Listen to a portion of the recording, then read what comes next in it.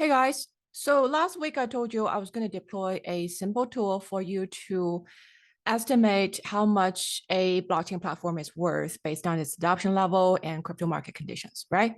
So this tool is now deployed, and I'm going to today walk you through how to use this tool. This is going to be a short episode. I'm just going to show you quickly how to use this. It's really very simple, okay? So if you go to web3-valuation.tashalabs.com, you will see this page called Web3 Platform Valuation Model. I will post this link in the episode description so you can find it. Or if you don't want to remember this link, just go to tashalabs.com and you can find under tools in the menu items, just like click on tools and go to Web3 platform evaluation model. Okay. So once you're on this page, by the way, I'm not a front end designer. Okay. So this is like a really ugly looking page, I know, but this is like, you're not here to appreciate the beauty of the web page, right? You're here to for a specific purpose, which is to find out how much the blockchain or the Web3 platform that you're interested in is worth. So if you read my previous article on this, if you listen to the previous episode when I talk about like this valuation methodology, you will know that basically this model takes like three types of input. First of all, you need to put in input of how much like what's the adoption level that is proxied by daily active addresses or daily transaction volume, number of daily transactions. Okay, so that's the number one input is the adoption level of the platform. And the second input you need to put in is what I call the platform markup. This is basically a measure of the platform's mode, or at least a perceived mode, like generally like a consensus level perceived mode by most investors, right? So older platforms like Ethereum blockchain or Bitcoin blockchain, they will have higher markup than newer platforms like Optimism or Near or Polygon, right? So here under this form input fields, you will see that I put in all the reference values for the markups for different chains in the original model. So what you can do is like just look at this list of values for the markups, and you can just pick one that is closest to that you think like in terms of platform mode is closest to the one that you want to evaluate. All right. So we'll go through an example a little bit later. So don't worry about this. Okay. And the third input you need to put in is the crypto market condition, which is proxied by the total crypto market cap. Okay, so let's do a short walkthrough by an example. All right. So let's say, for example, I want to evaluate how much Arbitrum is worth. I know Arbitrum right now, it doesn't have a token, right? So, but let's say if Arbitrum issues a token, platform token tomorrow, and it's used to pay transaction fees on the platform, how much would the market cap of that token be? So that's the question that we try to answer, right? So then our first task is we want to find out the daily active addresses and the daily number of transactions of Arbitrum. So the platform that I like to use is Artemis, which basically gives you a list of like popular blockchains and how much like their daily transaction numbers. So but you can use any other, right? Any other tools that you can find, like the Ethereum compatible blockchains, the EVM blockchains, they usually have some type of clone of Etherscan that will give you these like daily transaction numbers and so on. But other platforms you can find out on their own dashboard as well. But let's just say we find these on Artemis, and here for Arbitrum, the latest daily active address is about 45,000. And the daily transaction number is about 450K. Okay, so we take these numbers and we put in like daily active address is 45,000 and daily transaction number is 450,000. Okay, so by the way, you can put in either, you don't have to put in both if you don't know both numbers. If you only have the active address numbers, for example, you can just put in active address and leave the other one alone. the nice thing about putting in both is like it gives you a comparison. You can like compare both models, both versions of the models, and see if they are comparable, right? So that gives you additional input on that. Okay, so that's that. And the second input we're going to put in is the platform markup. Now, we know that Arbitrum is relatively new, right? So here in the list of reference values. So by the way, this default values that are already that's already in the cell here in the input form here is the average markup across the 12 blockchains that was used in the original data set when I was estimating this model. Okay, so you don't have to use that. So you just like you want to pick a markup value that is closer to the situation of the platform that you want to evaluate, right? So if I look through this list of reference values, I see that, okay, Optimism, for example, has a markup for the address-based model of -2. Because I know like Arbitrum and Optimism is like to me, they're in a like a similar, they're on the same level, okay? They are, in terms of perceived mode, they are quite similar because they're like relatively new Ethereum layer 2s, right? So you may agree or disagree with this, but this is your judgment call, okay? So for me, I think Arbitrum right now, the mode level is similar to Optimism. So I'm just gonna put in the mode level for Optimism, which is -2 for the address-based model, and then -1.5 for the transaction volume-based model, okay? And then, so that's the second input. And the third input is crypto market conditions. Basically, the default value here is basically just a number that is approximately the crypto market cap for right now, right? So if you want to get the latest number, you can find the data source for that. For example, you go to CoinGecko, and CoinGecko on top of the page, it tells you market cap of total crypto is like right now $857 billion, right? So let's just say I put in $857 billion. This is the unit is in USD, by the way. Okay, so make sure you have the right numbers of zeros behind. So and then I put in my name, and I put in my email address. So if you use this, you will be automatically signed up to my email newsletter. Okay, if you're not already on my newsletter, but if you want, you can unsubscribe. Though my newsletter is awesome, so I don't know why you would want to unsubscribe. But anyway, so I hit submit button. Okay, so here's the result. It shows that in the output column you see here, for the address-based model, it's estimated like a $199 million, 0.60. So this is in the unit is in millions of US dollar. Okay, so transaction volume-based model is a little bit higher, but let's just say the estimated market cap for Arbitrum, if it had a token, would be about $200 million for right now. Okay, given its adoption level and given the condition of the crypto market cap. Now, if you want to do some like a what ifs, right? For example, if you're thinking, we can think about, okay, so crypto market, we're in a bear market right now, but like at one point, like in 2021, the total crypto market cap went up to like over $2 trillion, almost $3 trillion, right? So what if the crypto market goes back to that level? How much would Arbitrum be worth in that scenario? Then we can put in the what if number for crypto market cap. So instead of $857 billion, I would put it as, let's say, $2 trillion. Okay, so what would that do to our predicted token market cap for Arbitrum? So in this case, the model says like if the total crypto market cap goes up that high, goes to $2 trillion, Arbitrum will be valued at 420 million to 450 million US dollars. Okay.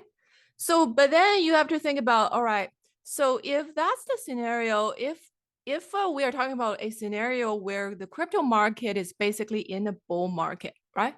Let's say like if tomorrow the crypto market cap goes from like everything rises up magically, that the crypto market cap goes from a 50 billion to $2 trillion, that will have a huge impact on user activities, right? So users that kind of tourist users who have abandoned blockchains, they will come back, and then it will attract new users to start using blockchain platforms, right?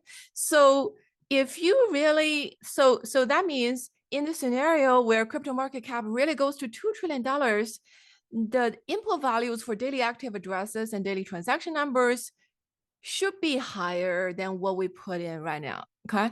How much higher, that's your judgment call.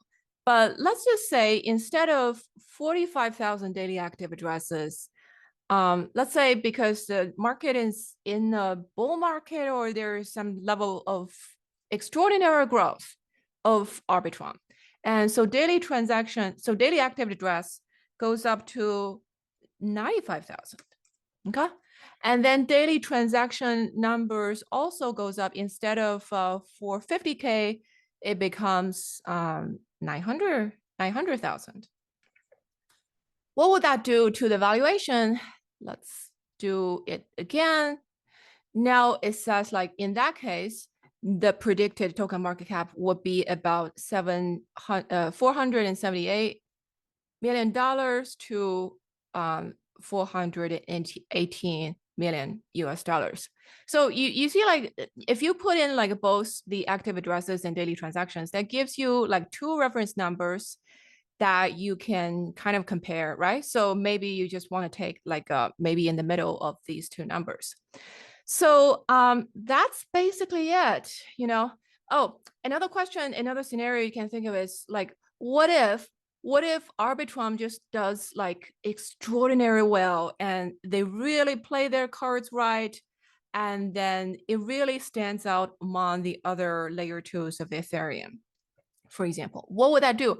It would affect the markup of Arbitrum, right? So let's say Arbitrum tomorrow does like extraordinary, like so much better than Optimism. Let's say it goes up to in the same league as Polygon.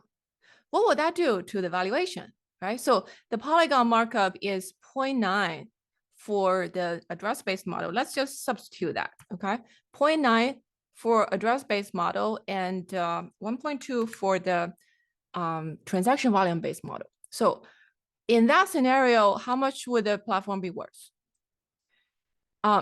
The predicted market cap would be $8.6 billion for the address-based model and $7.7 billion for the transaction volume-based model. Okay. So all in all, this is what you can do. You know, you can play around with these numbers and see how, like in different scenarios, what's the valuations for a specific platform that you're interested in, how much that valuation would be. Now, what type of platform would this type of model be applicable for?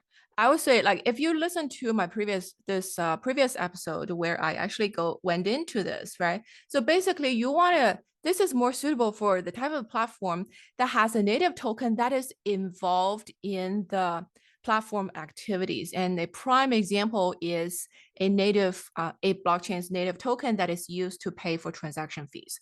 So the usage of that token that goes up proportionally with the platform's adoption level, right?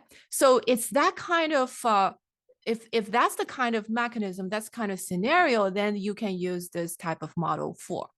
Now, as a counterexample, for example, some of the like DeFi tokens, like Uniswap, for example. I use Uniswap all the time, but I don't necessarily have to hold the Uni token, right? Because it's not really, the token is not really involved in the platform activities for anything. It's not like an essential part of the platform activities, right? So in that case, I would say like this type of model would not be as suitable to value something like Uni. Okay. So, but it would be more suitable to value something, for example, a gaming platform a decentralized gaming platform that has its native token, and that native token is like used in like gaming transactions and so on and so forth, right? So that would be another scenario where this type of model could be used for. In any case, the bottom line is it has to have this mechanism, however it's executed, okay? It has to have this mechanism where this native token is used in that platform's daily activities in one way or another. Okay. So another thing is, just in case this is not clear, okay. Obviously, this is like estimating the long run trend. So if you get an estimated token value back, it would tell you basically what would be the approximate like long run estimated market cap for this thing, given the adoption level and the crypto market conditions. But as you know, this market is very, very volatile, right? So is this a tool that can be useful for you to do short-term trading? I don't think so, because it's just, day-to-day price has so much noise. And there's a lot of, short-term event catalysts on both bullish and bearish side that can change things, change token values a whole lot in the short term, right? So this is more suitable, I would say, if you want to take a more long-term view. If you're holding period, in other words, if your holding period is counted by weeks or by days, I would not use this. Okay, this is not useful for you in that kind of a short-term scenario. But if you think about like a holding, like looking at the prospect of the token for the next year, or you look at, okay, is this like given the current adoption level of the platform and the current market conditions, is this overvalued or undervalued given the current market cap, right? So that will help you to make some assessment on that, okay, more of a long run scenario. So so this is more of a long run, like in a sense, this is kind of like a sort of a value investing perspective, if you will. It's not really suitable for any kind of short-term trading. I don't think so. Okay. So what else? What other things you may want to know? Yeah. Okay. So the other thing is keep in mind this the result that is spit out by the model is the market cap, right? It's not the token price. So I put out the other article the other day, and I was talking about this in the last episode. There is negative correlation with the token supply and the price level, right? So that's quite intuitive. And the ratio is about 2 to 1. What it means is that on average, if you see like a 10% increase in token supply, other things equal, you have like a negative 5% impact on price, right? So it will lead to about 5% price drop. Other things equal, right? So so this, keep in mind, this is a token market cap estimation. It's not like exactly a price estimation, right? So if you want to arrive at a price estimation for the next, if you're like looking at this thing, you're thinking, okay, how much, if Arbitrum has a token next year, how much would that be worth, right? So in terms of price, then you have to take into account several factors. You need to take into account how much you think this platform is going to grow in terms of adoption, right? And how much the crypto market conditions is going to change. So that's will be your input 1, 2, 3, right? But you need to have a concept. You need to have some sense in terms of how much the token supply is going to grow for the next year, right? So if that token supply is growing next year by 20%, for example, that means it's going to have like a 10% downward pressure exerted on the price on average. I'm talking about average, okay? So this is a very, very ballpark number. So if you look at that, and so this, you can combine these two, right? So this model will tell you, okay, how much the market cap is likely to be given, the level of projected adoption for next year, and if you assume the crypto market will come back a little bit in this following year, then it will give you a market cap calculation. And based on that, you can also think about, okay, so if market cap will go up from the current level by like 30%, but you also need to take into account. Let's say you know that market cap goes up by 30%, but the token supply is going to go up by 20%, which means negative like 10% price adjustment, right? So that means the predicted price growth will be 30% minus 10% equals 20%. So that will tell you like you just based on these fundamental, like it will give you like a estimated price growth for that token about 20% for the next year. So that's like a very rough example, but I hope you get what I'm saying. All right. So that's all for this walkthrough. Again, if you don't want to remember the link for that for the web page, just go to Tascha Labs and go click on tools and click on Web3 platform valuation model. Okay, that's all. Talk to you next time.